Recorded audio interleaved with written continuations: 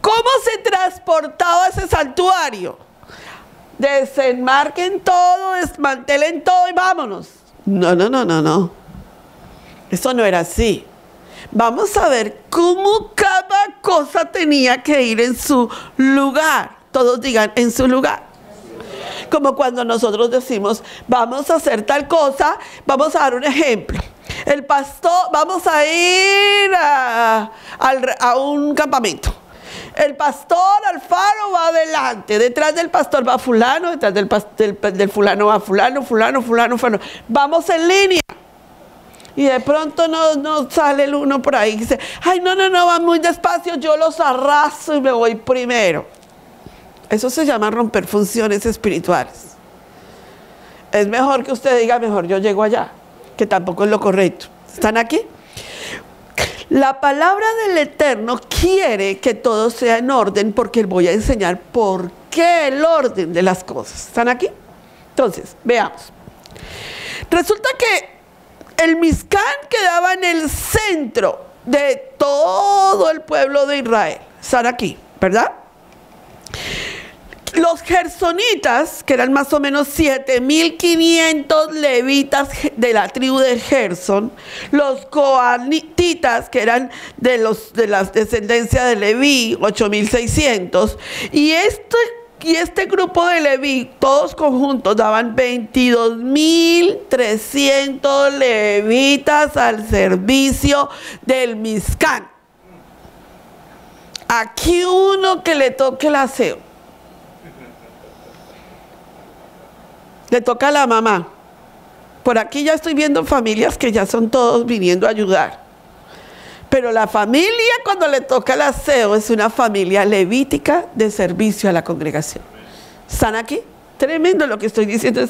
Está en claro bíblicamente. No, o sea, no se la dejen a la mamá sola. Tiene que ser un grupo de trabajo.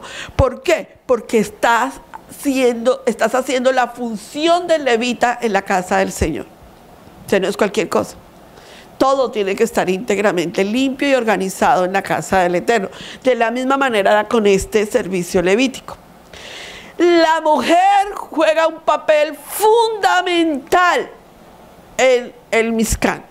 La mujer es la fuerza. Este concepto que aprendemos de la instalación del santuario, las mujeres fueron las que tomaron autoridad. Prácticamente las mujeres fueron la mano derecha de ese Mizcán. Todas digan amén. Amén. Las mujeres son un vínculo perfecto con el Eterno.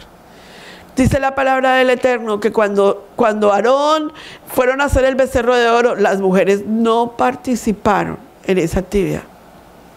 Las mujeres tienen un nivel profundo de relación con el Mizcán. Para muestra un botón. Ustedes tienen un papel fundamental en el Mizcán. Fundamental. De hecho, voy a mostrarles los beneficios que el Eterno le otorga a una mujer por ocuparse de la casa del Eterno. Cuando usted compra algo para este lugar, usted está haciendo un oficio sacerdotal del Señor. No será olvidada. Se lo aseguro. Mire, esos jarritos que yo tengo ahí rosaditos, ¿ustedes lo ven? Hace como unos 10 años me los regaló la hermana Alicia para la iglesia, ¿se acuerdan? Y esos valen oro. Cuando yo los veo, yo me acuerdo del servicio que me han prestado esos jarroncitos. Todo lo que nosotros coloquemos en esta casa es un servicio para nuestro Elohim. Todos digan todo. ¿Están aquí?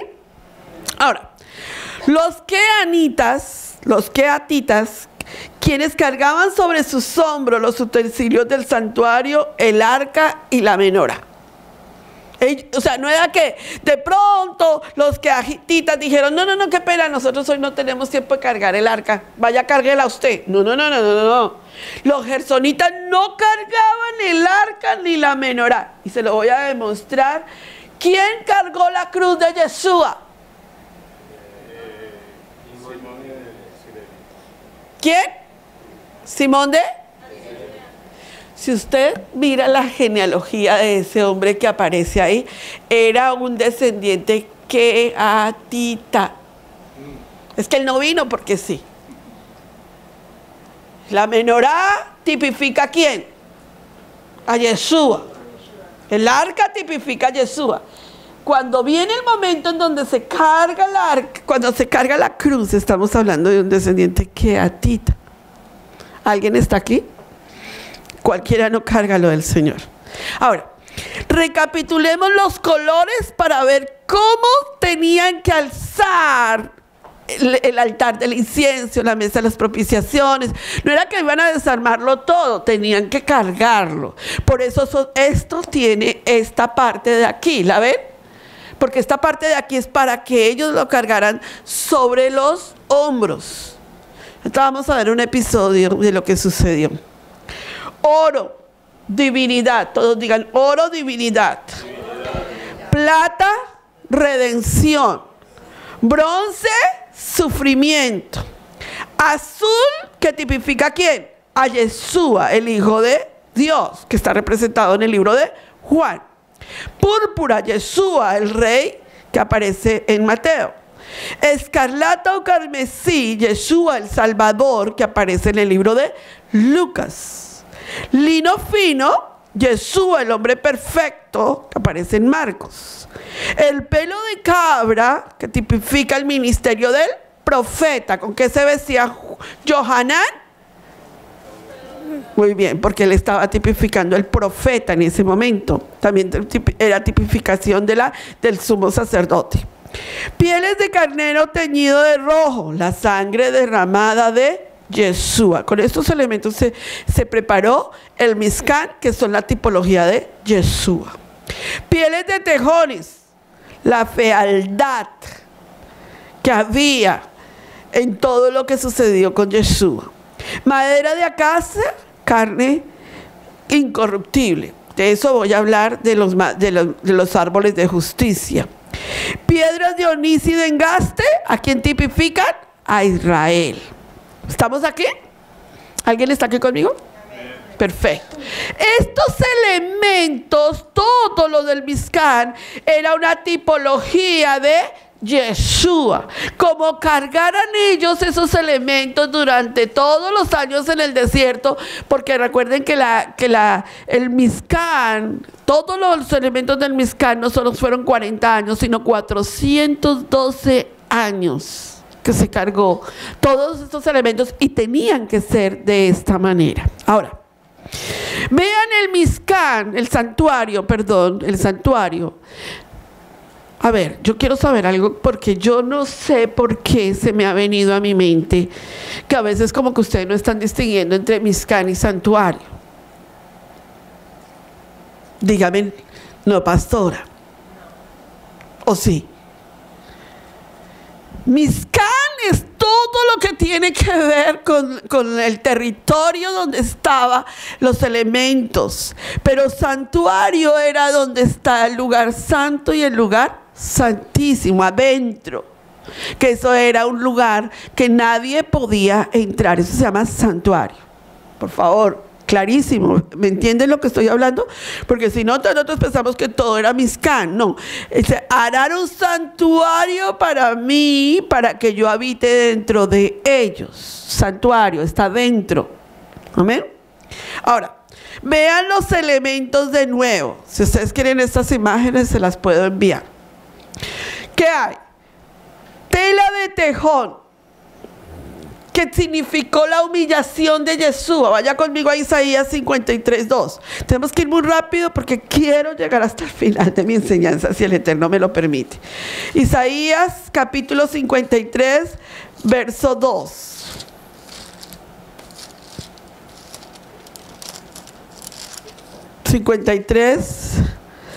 Verso 2.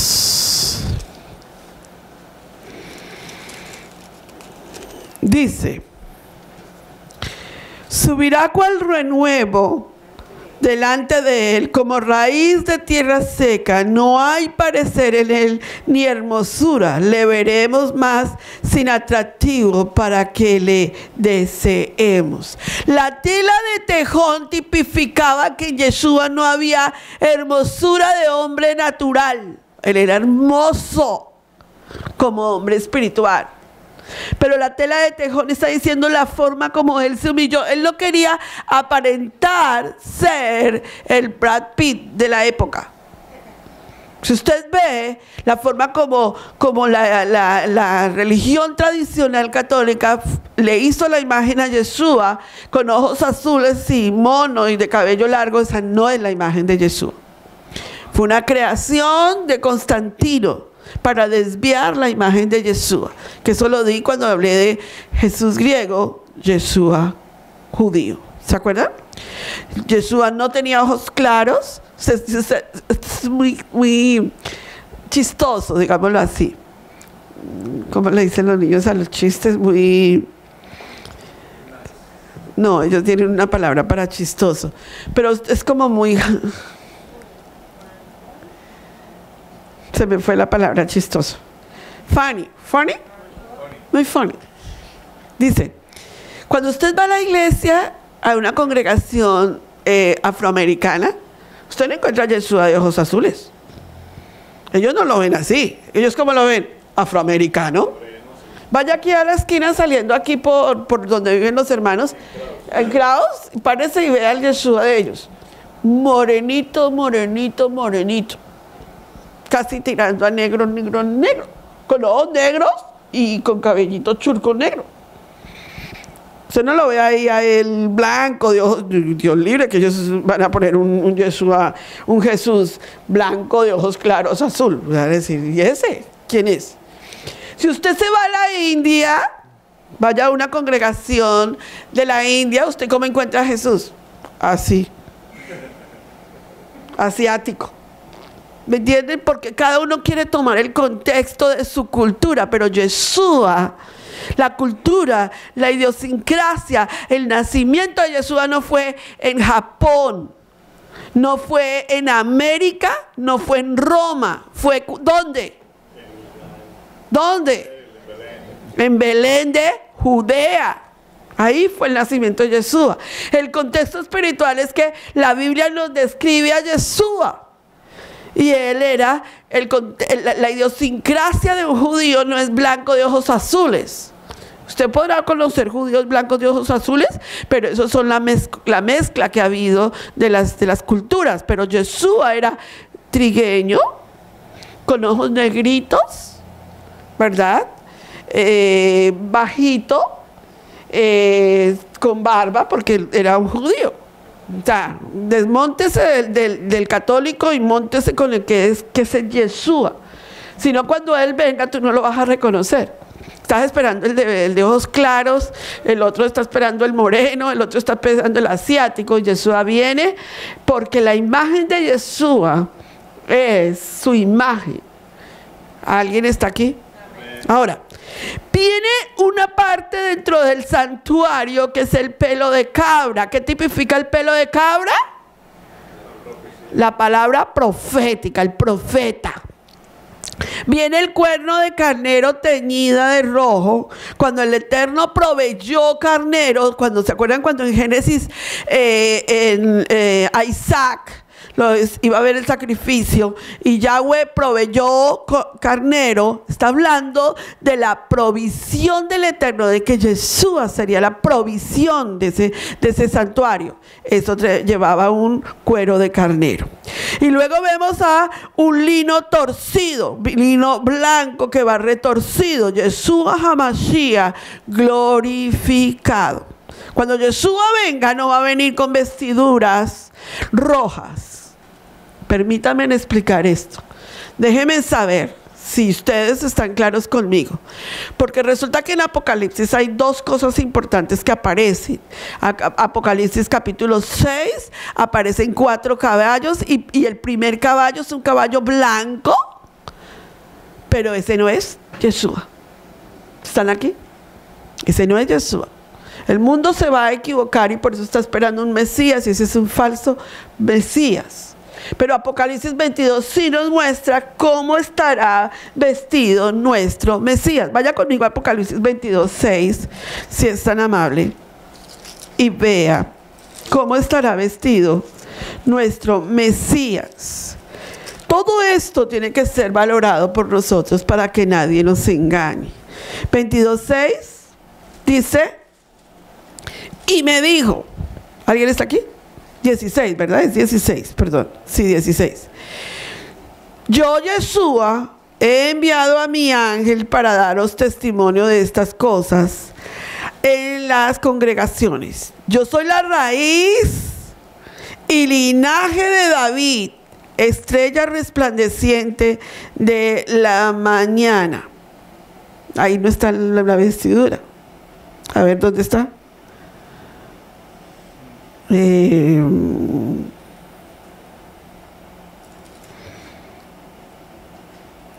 Ay, se me fue la cita.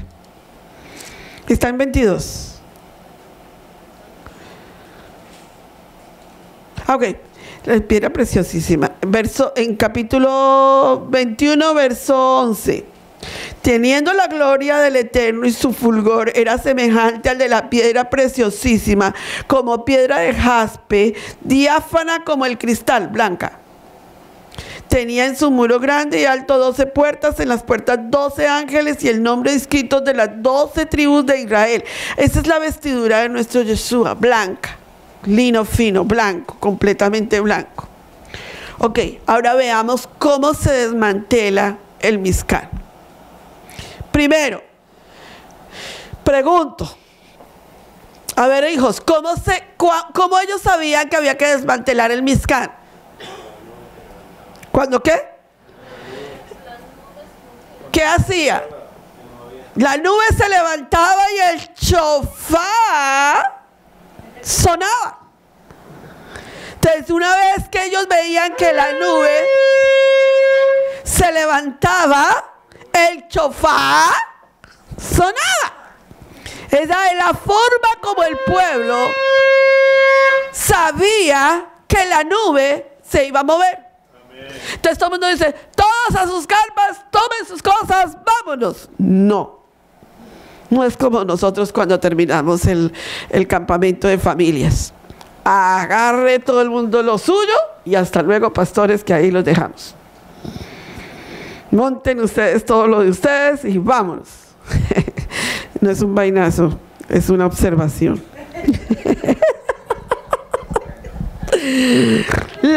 Yo dije, no vuelvo a hacer campamentos porque nos dejan solos con todo aquí. Se va todo el mundo.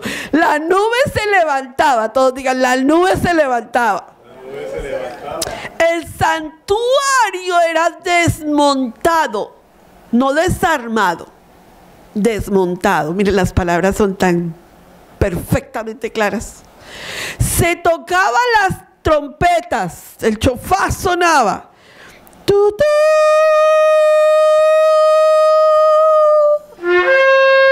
Gracias, se despertó mi shofar.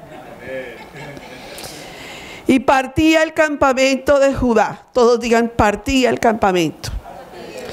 Partían primero los gersonitas y los marititas, o sea, los que acabo de hablar que llevaban la menorá. Ya voy a explicar qué llevaba cada uno. Se tocaba la shofar de nuevo cuando ellos partían. Ya habían partido los gersonitas, los marititas con el santuario. Y luego sí podía partir el campamento de Rubén, y partían los coatitas con el mobiliario del santuario. Primero llevaban el arca. ¿Se acuerdan cuando los muros de Jericó? El arca iba adelante. Todos digan, la palabra del Eterno dice que Él va delante de nosotros, abriendo camino. ¿Usted sabe lo que significa? Cuando la palabra está diciendo, yo voy delante de ti y yo voy haciendo camino delante de ti, Él te está diciendo, lo mismo del Mizcán está pasando contigo. Yo voy delante de ti. ¿Qué queremos nosotros? Ir delante de Él. Nosotros queremos ir. A ver, Señor, alcánzame si puedes. Y el Señor te dice, pero hija, hazte a un lado que yo voy delante de ti. Yo soy el que quiere abrirte el camino. Tú no me lo permites. Tú quieres ir delante. Cuando tú vas delante, los dardos del enemigo, el ataque del enemigo cae sobre ti. Y el Eterno te está diciendo, si yo voy delante, los ataques vienen a mí y yo soy tu Dios. O sea, que hazte detrás del Eterno, no te hagas delante. ¿Alguien está recibiendo mi enseñanza? Partían los coatitas con el mobiliario del santuario. Y número 9, partía el campamento de Efraín. Todos digan nosotros. Y por último quedaba el campamento de Dan, que ya voy a hablar de Dan. ¿Por qué el Eterno dejó a Dan? ¿Por qué la tribu de Dan no aparece en el libro de Apocalipsis entre las 12 tribus? Muy importante. Todos digan, ¿por qué, Pastora Pili? Porque usted tiene que ponerse a estudiar la Biblia. Sí, porque todas menuzadito, no. El proceso de tapar los muebles del santuario era la labor exclusiva de los sacerdotes. Déjame decirte algo. Cuando tú pones el pan sobre la mesa, el proceso de que se coloque la manta sobre el pan es del sacerdote.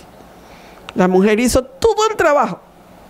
Amasó el pan, organizó el pan, hizo el pan, pero el sacerdote pone la manta. ¿Alguien está aquí? Ningún levita podría entrar en el lugar santo ni en el santísimo hasta que los sacerdotes hubiesen tapado todos los muebles, y si no, la gloria del Eterno los mataba. Nadie podía entrar ahí hasta que no se tapasen los muebles. Déjame explicarte, la menorá emanaba sobre ella. Los panes de propiciación emanaban sobre ellos. La arca de la alianza emanaba. Si algún levita no estaba preparado para entrar, la presencia del Eterno lo iba a matar.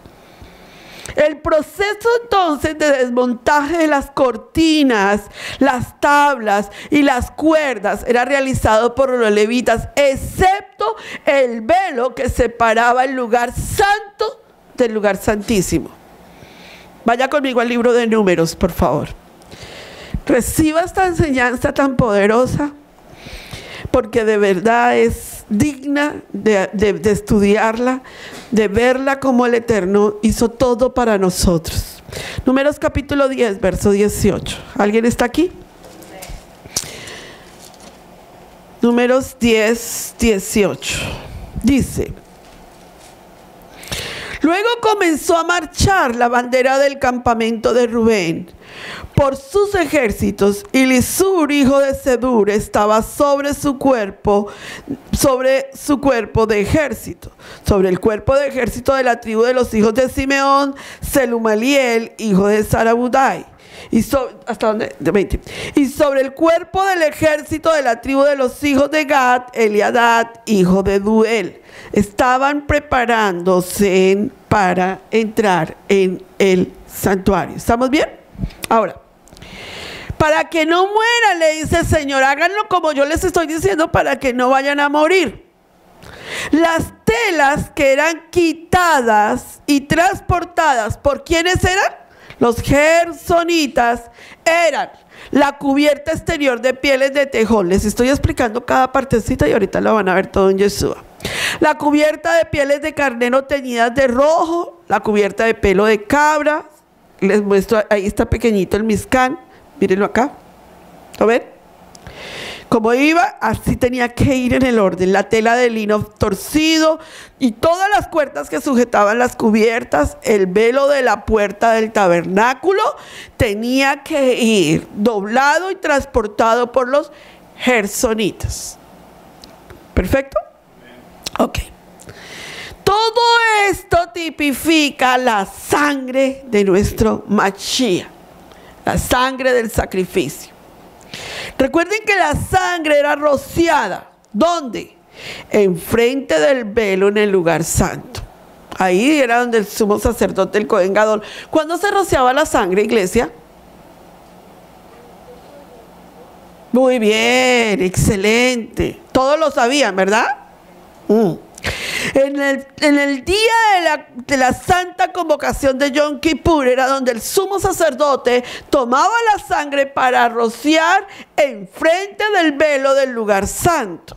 sobre el propiciatorio en el lugar santísimo, en el altar del incienso, sobre Aarón y sus hijos y los sacerdotes, sobre los cuernos del altar, y en el resto fue derramado cerca del altar de bronce. Por eso, como eso llevaba la actitud, la simbología de la sangre de Yeshua, necesitaba ser llevado con mucha santidad. ¿Están aquí? O sea que cuando nosotros vemos un símbolo como esto, no lo tome a la ligera, no es cualquier cosa. Cuando usted ve un símbolo como estos, no lo tome a la ligera, no es cualquier cosa. Cuando usted tiene los símbolos en su casa, la menorá no es cualquier cosa la que usted tiene en su casa. O sea, ¿estamos entendiendo lo que estoy hablando? Ok. Entonces, cuando nosotros vemos ese símbolo, que nos está tipificando la sangre, también nos tipifica cuando pecamos.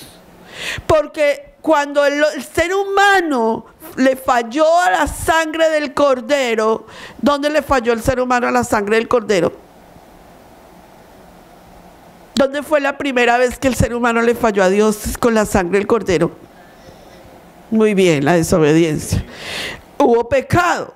Y el Eterno dice que la paga del pecado es ¿qué?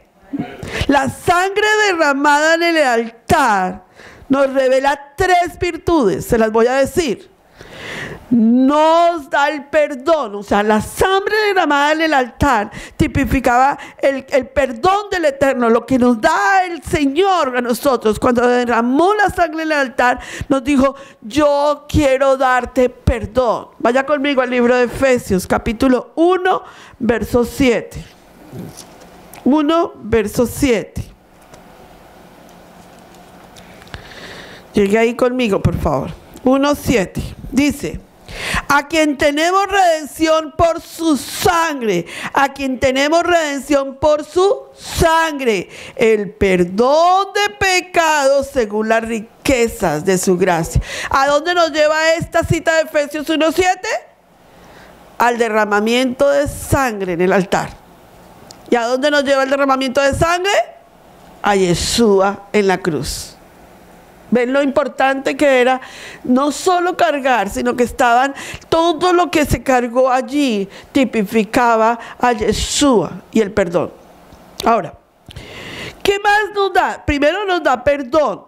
El derramamiento de la sangre nos da perdón. Segundo, nos limpia. Vaya conmigo al libro de Primera Carta de Juan, capítulo 1, verso 7. Primera carta de Juan, antes de Apocalipsis, Juan 1:7. Dígame amén. Dice: pero si andamos en la luz, como Él es la luz, tenemos comunión unos con otros. Y la sangre de Yeshua HaMashiach, su Hijo, nos limpia de todo pecado. ¿Alguien está ahí? Ahora vaya conmigo. ¿Qué más está haciendo la sangre en el momento del Yom Kippur? Vamos con Romanos capítulo 5, verso 9. Libro de Romanos capítulo 5, verso 9.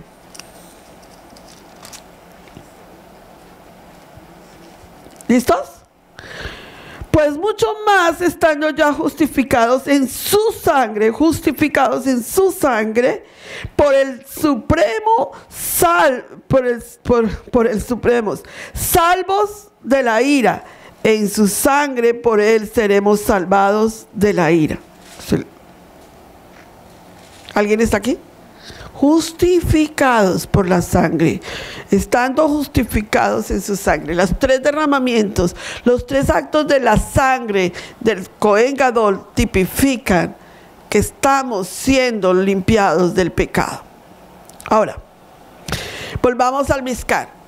Cada tribu tenía su propio príncipe o líder, su propia bandera con el color de su tribu y su emblema. ¿Se acuerdan que eso lo hemos hablado? Los hijos de Israel, dice Números 1:52, acamparán, estoy leyendo mal.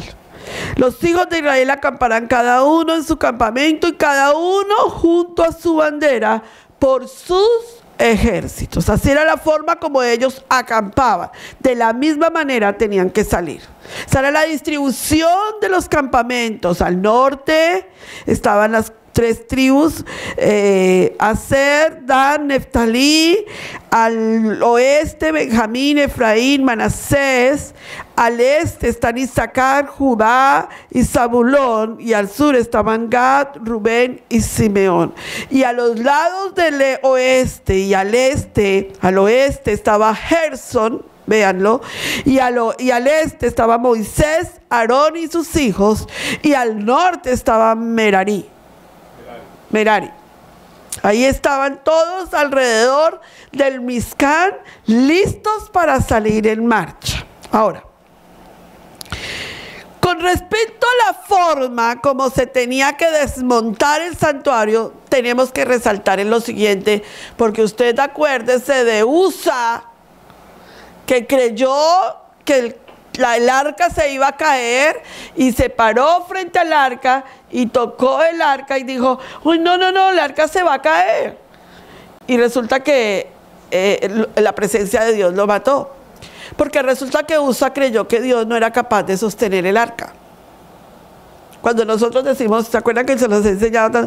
Oh, no, es que uy, yo no puedo, si hay algo que está pasando mal en tal persona, es que, mejor dicho, yo soy Dios y yo soy el que puede hacer algo aquí. Dios es Dios y Dios sabe lo que tiene que hacer. Cuando alguien dice, no, es que tal persona está haciendo pecado, o en la iglesia hay un pecado, o el pastor o la pastora, la congregación están en pecado, y yo tengo que decirlo porque es que como yo soy tan espiritual, y al caso el Dios de la obra no es el Señor de la obra para poner a cada uno en su lugar. Por eso es tan importante esta enseñanza. Con respecto a la forma en que se desmontaba el santuario, vamos a resaltar los siguientes puntos. Para el transporte se usaban 2 carros tapados. Los meraritas usaban 4 porque lo que se cargaba era mayor. Estos carros no podían ser sus propios carros, ya que debían estar consagrados y dedicados exclusivamente para este fin. ¿De dónde sacaron los carros? Váyase a Números capítulo 7. No eran los carros del faraón. Del dealer, sí. Pastor, qué inteligencia. Avíseme. 7:1. ¿Están ahí? 7:1. Aconteció que cuando Moshe hubo acabado de levantar el tabernáculo y lo hubo ungido y santificado con todos los utensilios, y asimismo ungido y santificado el altar de todos los utensilios, entonces los príncipes de Israel y los jefes de las casas de sus padres, los cuales eran los príncipes de las tribus que estaban sobre los contados, ofrecieron. No, yo estoy leyendo mal. Que estaban sobre los contados, ¿sí? Ahí dice contados. Sí, ofrecieron. Y trajeron sus ofrendas delante de Yahweh 6. Subraye eso, por favor. 6 carros cubiertos y 12 bueyes. 6 carros cubiertos y 12 bueyes, por cada 2 príncipes un carro y cada uno un buey, y ofrecieron delante del tabernáculo. Esos carros eran como se iba a transportar todo lo del Mizcán. ¿Están aquí? Entonces, a la vez, no era que esto lo fabricaron como cuando nosotros improvisamos y decimos, ay, se nos olvidó cómo lo vamos a transportar. Y entonces Moshe dijo, invéntese en algo ahí. Y salió el carro. No, todo ya estaba preparado desde el momento en que se estaba preparando el Mizcán a cómo se iba a movilizar el Mizcán. Amén. Ahora, ¿cuándo? Listo el chofacita, por favor. La oración matutina de Moshe. Cuando la nube se iba a mover, Moshe se levantaba y decía, quiero que se paren todos y lo digan conmigo, por favor. cuando el arca se movía, Moshe decía, todos, levántate, oh Señor, y sean dispersos tus enemigos, y huyan de tu presencia los que te aborrecen. Y cuando era la oración vespertina de la noche y ya se iba a levantar el Mizcán, el pueblo, Moshe decía, y cuando ella se detenía, Moshe decía, vuelve, oh Señor, a los millares de Israel. Tremendo, ¿verdad? Amén. Siéntate. Ahora, la orden de la marcha estaba en la nube. Todos digan la nube. La nube. Mire, la nube tiene tantísima trascendencia espiritual en toda enseñanza. ¿En dónde fue levantado Yeshua? En una nube. ¿En dónde fue levantado Elías? Sí, claro, era un carro, pero la nube, ¿verdad? Cuando la palabra del Eterno dice que Yeshua viene sobre, pero también dice que viene escondido en una nube. Hay dos apariciones allí en la venida de Yeshua.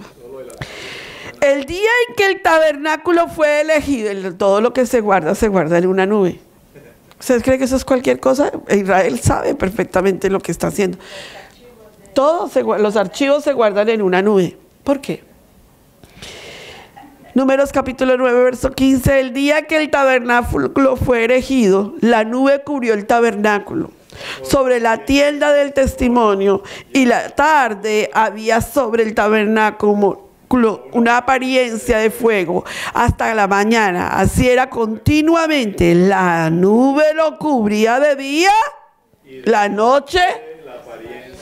¿Se acuerdan la canción que dice?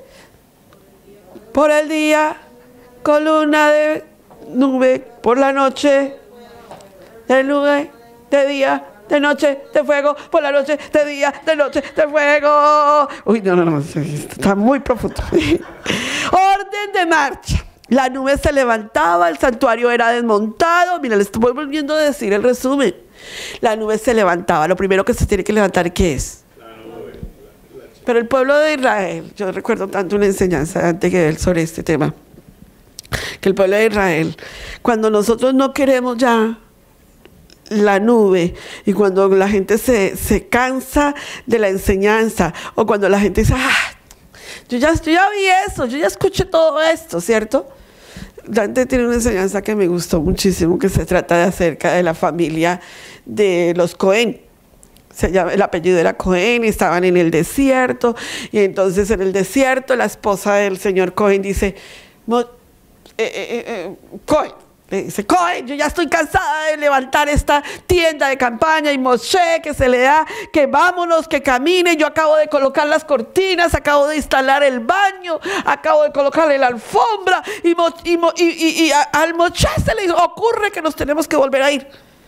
Entonces el sacerdote le dice, mujer, hay que obedecerle a Moshe, porque lo que Moshe dice hay que hacerlo.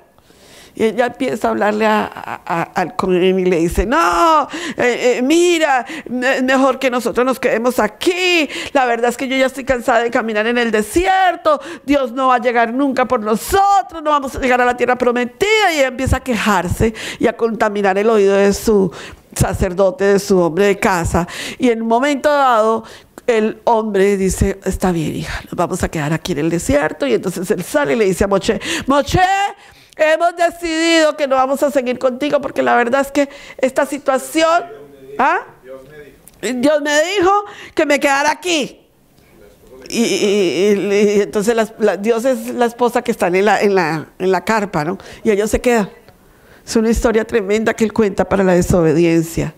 Y entonces ellos se quedan en el desierto. ¿Con quién se iba la nube?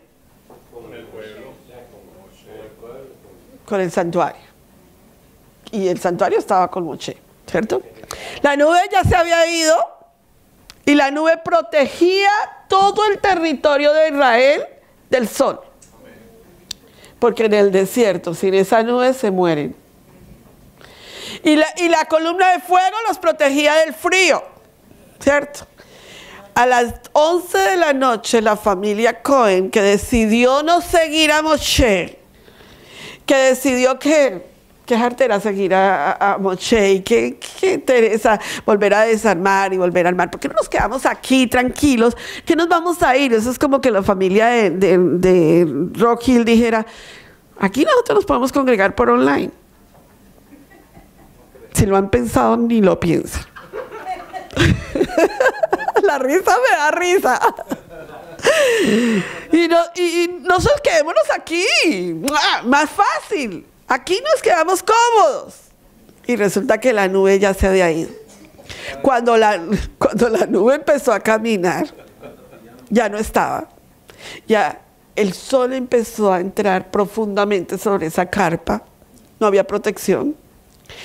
La noche, el frío era total. Y resulta que el maná solo caía en las 12 tribus de Israel. Ellos salieron al otro día a recoger maná y le dijeron, maná, maná, pa tipi tipi. No hay maná. Entonces la señora Cohen dijo, vaya a ver a buscar maná. Y él le dijo, mujer, ¿cómo voy a ir a buscar maná? No había nada en el desierto, porque en el desierto sin Dios estás perdido. En una batalla espiritual tuya, sin Dios estás perdido. Si tú no te vas y buscas el rostro de Dios en una batalla y crees que por tus propias fuerzas tú puedes salir adelante, estás perdido. Si tú crees que en una batalla espiritual, en la guerra en que te metas, en la guerra en donde te hayas metido, tú crees que tú lo puedes hacer a tu manera, estás perdido. Te lo garantizo, no tienes salida. Y dice la historia de antes que bueno, él escuchaba por allá a lo lejos, el señor Cohen escuchaba por allá a lo lejos que decían tutú, tutú, pero ya estaba lejos. Y en la noche empezó a escuchar el sonido de los carros que venían a perseguirlos. Eso estaba lejos. ¿Oyeron? Porque cuando nosotros como familia nos salimos de una nube de gloria, cuando nosotros creemos que lo podemos hacer a nuestra manera, cuando nosotros queremos salir corriendo, si alguna vez usted ha pensado salir corriendo, mejor no corra. Es mejor quedarse dentro donde estás que salir. Si las 8 personas que entraron en el arca de Noé, mire, en el arca de Noé había olores terribles de los animales, la situación debió de ser caótica. Usted se imagina todos esos animales, todos allá, el sonido de los animales bramando, la gallina, el gallo, toda esa cantidad de animales en esa arca, que ahora cuando nosotros fuimos, esto es impresionante sentir esto, pero era mejor estar ahí que estar allá afuera ahogándose en el mar. O sea, ¿qué te estoy diciendo?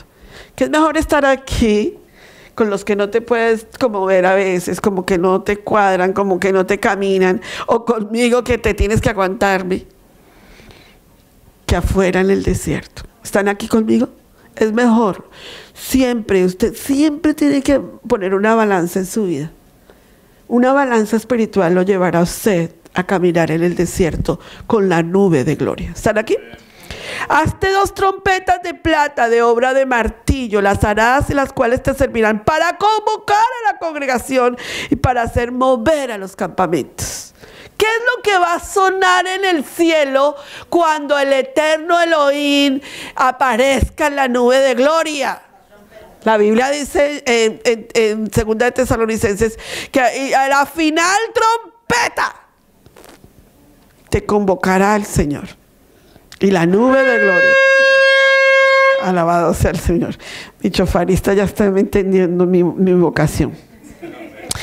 Entonces, y cuando tocaréis alarma, entonces se moverán los campamentos de los que están acampados al oriente de Judá, o sea, los levitas, y Sacar y Zabulón saldrán. los del oriente. Se dan cuenta que todo era un orden, como tenían que manejar la salida de cada parte donde ellos tenían que caminar. O sea, no era que a ellos les parecía, sino que cada tribu iba caminando. La nube se levantaba, el santuario era desmontado, el velo era desmontado y empezaban a desarmar esa tienda de campaña y luego se tocaban las trompetas, se partía el campamento, partía el campamento, sacaban las banderas, sacaban los escudos y se daba el orden de la marcha. Amén. Y cubrían con el velo el arca del testimonio. ¿Con qué se cubría el velo? ¿El arca del testimonio?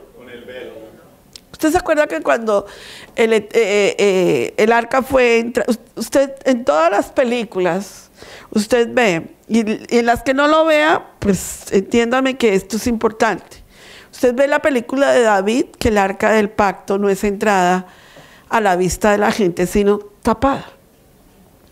Cuando Yeshua sale, ya en el momento en que él sale para ser crucificado, él viene tapado. El único momento en donde a él le quitan sus vestiduras es en la cruz. Pero él viene tapado y viene con los colores que tipifican el Mizcán. No sé si alcance a llegar allí, pero es importante. El arca del testimonio y pondrán sobre ella la cubierta de pieles de tejones, que significa ¿qué? Profecía, profeta. Diga conmigo, profecía. Y extenderán encima un paño todo azul y le pondrán sus varas. Porque el azul tipifica ¿qué? Realeza. Estamos hablando de que están colocándonos la vida de nuestro Yeshua en la salida. Con respecto a la forma en que desmontaban el santuario, debemos resaltar algunos puntos. Aunque era la nube y no el arca la que dirigía el campamento, en sus viajes el arca iba a la cabeza del campamento. Se los enseñé, ¿verdad? Se diferenciaba de los demás muebles por el paño azul que la cubría, porque los otros elementos no llevaban el paño azul. Entonces cuando los israelitas veían adelante, ¿qué veían? El paño azul. Pero dígame lo que veían. La nube se levantaba, la primero que iba era el arca. ¿Qué veían? Sí. Pero ¿qué veían ustedes hoy en el siglo XXI? ¿Qué veían?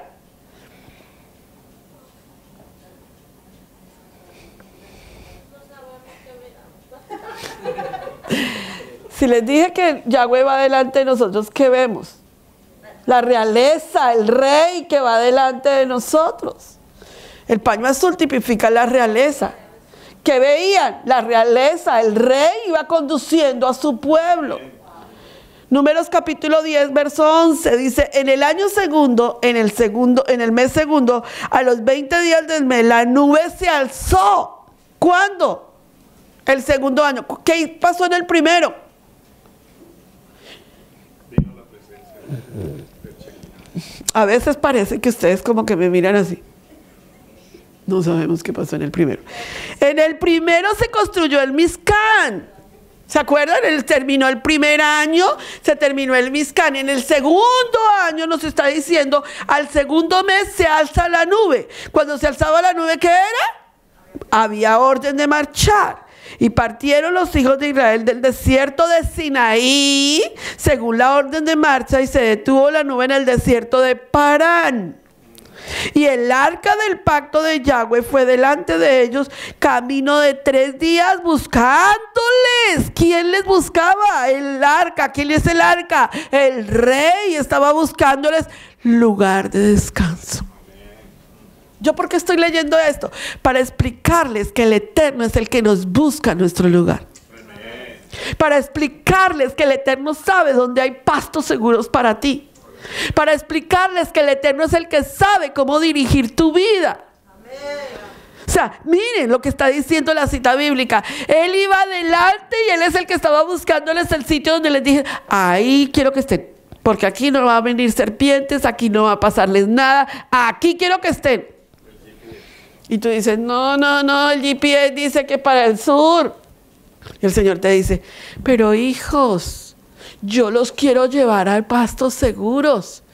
Y nosotros los seres humanos, nosotros los judíos, nosotros los israelitas, nosotros los testigos, nosotros todo lo queremos hacer a nuestra manera. Y el Eterno te está diciendo a ti, yo estoy buscando para ti descanso.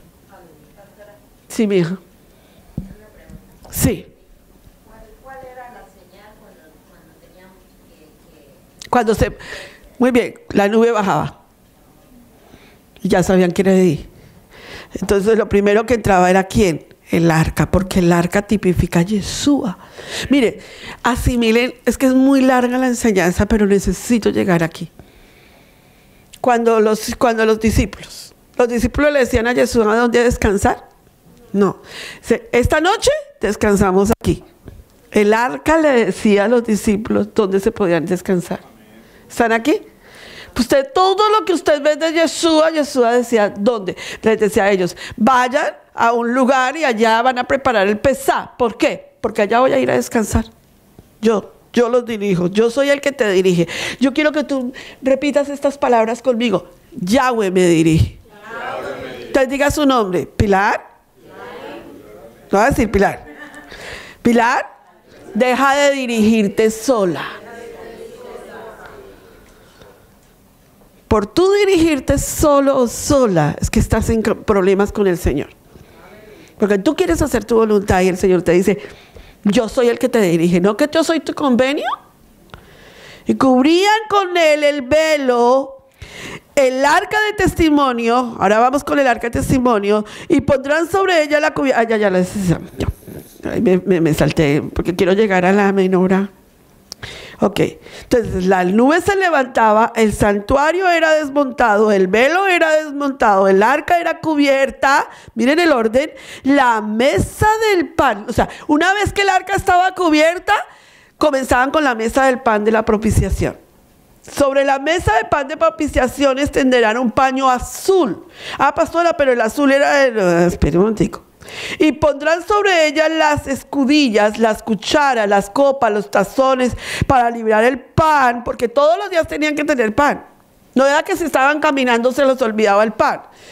Y las cucharas, el pan continuo estará sobre ella y extenderán sobre ella un paño carmesí. O sea, la mesa de propiciaciones llevaba un paño azul, pero encima llevaba un paño carmesí y lo cubrirán con una cubierta de pelos de tejones y le pondrán sus varas. Para decir esto, el paño carmesí tipificaba la sangre de Yeshua en el pan. ¿Qué dijo Yeshua? Yo soy el pan. Y luego también dice que vienen las pieles de tejones, que tipifica ¿a quién? A Yeshua. No había belleza, pero ahí estaba. Hello. Y pondrán sus varas. Ahí están los panes de propiciación. Un manto azul, un manto carmesí y luego los pieles de tejones cubriendo la mesa de los panes de propiciación. Ok. No sé si alcance a llegar más. Me voy a tomar 2 minutos más, ¿ok? Luego viene la nube se levanta. Todos digan, la nube se levanta. El velo era desmontado. El arca era cubierta. La mesa del pan de propiciación era cubierto y luego viene el candelero de la menorá de oro, que era cubierta y colocada sobre parihuelas. O sea, se colocaba sobre lo mismo, sobre esto, pero era para cargarla, porque pesaba miles de toneladas, porque era en oro. Tomarán el paño azul, otra vez, y cubrirán el candelero del alumbrado, sus lamparillas, sus despabiladeras, sus platillos y todos sus utensilios del aceite con que se sirve, y lo pondrán con todos sus utensilios en una cubierta de pieles de tejones y lo colocarán sobre unas parihuelas. Miren lo que es importante de la menorá. La menorá trae una cubierta de pieles de tejones. Los pieles de tejones representan la humillación que el Eterno iba a sufrir. Tremendo. Viene entonces con realeza, pero también viene tapado. Ok. Lleguemos ahora al altar del incienso. Número 1, todos. La nube se levantaba. El santuario era desmontado. El velo era desmontado. El arca era cubierta. La mesa del pan de la propiciación era cubierta. El candelero de oro era cubierto y colocado sobre sus parihuelas. El altar del incienso era cubierto. Sobre el altar de oro se extendía un paño azul. ¿Todos llevaban el paño azul? Sí. Y lo cubrían, pero luego venía otro que lo cubría y cubrían con pieles de tejones. ¿Cuál era la diferencia entre la menorá, que llevaba también paño azul, y la cubierta de pieles de tejones que llevaba también la menorá? ¿Cuál era la diferencia con el altar del incienso? El transporte. No era sobre parientas, sino sobre sus varas. La forma de transportar. La menorá no tiene varas. ¿Amén? ¿Ok? ¿Estamos claros? A ver, lleguemos ahora al altar del sacrificio. Listo. Todos digan, la nube se levantaba. Dígamelo más fuerte. El santuario era desmontado. El velo era desmontado. El arca era cubierta. La mesa del pan de la propiciación era cubierta.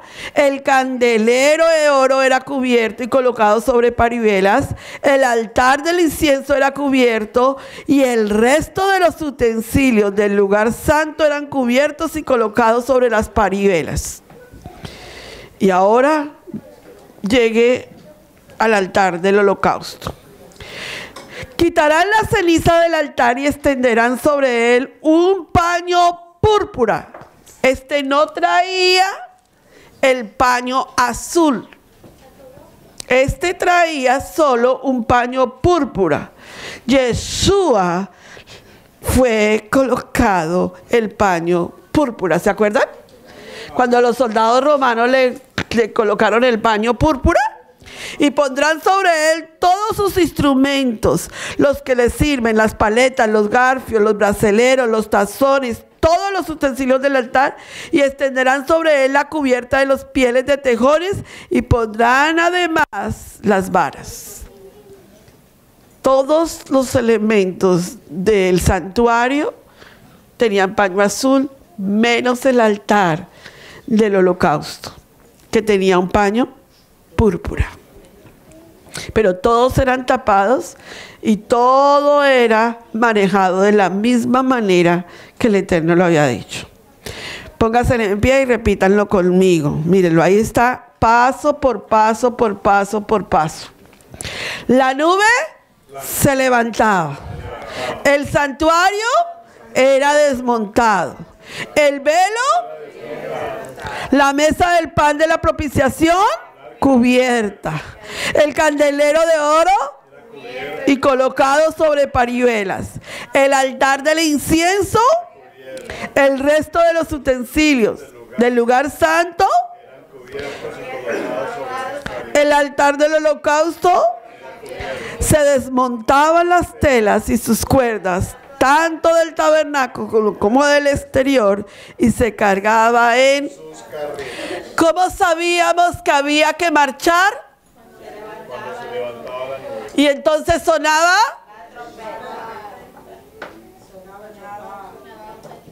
Un poquito retardado el chofarista. Aleluya. Y cuando sonaban las trompetas, que era lo que decía Moshe,